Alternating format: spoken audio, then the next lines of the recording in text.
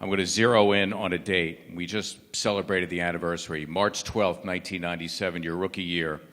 The team at this point of the season is 16-45, and you're playing the defending champion Chicago Bulls at what was then the First Union Center. They were 54-8 coming in. And at one point during the game, you're isolated on Michael Jordan. Now, before we see it, and we're going to see the play, take us through what is now famously known as the crossover. Okay, that play, that one, I remember that play vividly because Michael Jordan was my hero. Everybody know that. He was my favorite player. He was my idol. I literally wanted to be like Mike. And I used to always tell my family and my friends and my teammates in college and high school, said, you know, even the guys on my team for the Sixers said, if I get the greatest player to ever play the game on me, I'm going to try my move on him. So I remember I came off a screen or something, and I heard Phil Jackson say his name, called him to switch out on me.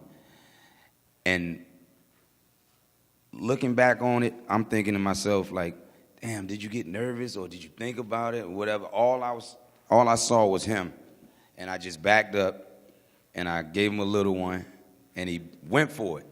And I was like, oh yeah, I got his ass now.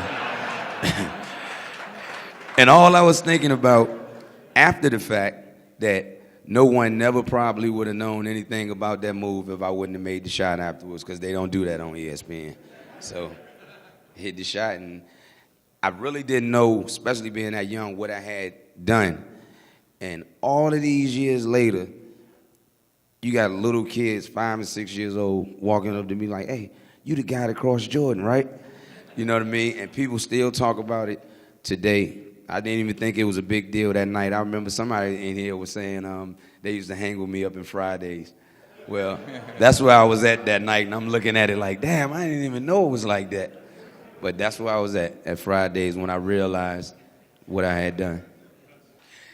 I remember, you know, I live in Charlotte now, so I went to a Hornets game, and, you know, he made sure I was straight in the Hornets game, and we was, like, in one of his offices. And this was last year? Yeah, this was last year. Oh, this was this year. I was in his office, and just me and him and one of my friends, and I was like, you know, just telling him how much he meant to me and how much I loved him. And he was like, I don't know if I can say it in here, but it was like, MF, you don't love me, you wouldn't have crossed me like that. So, like, but that's my man.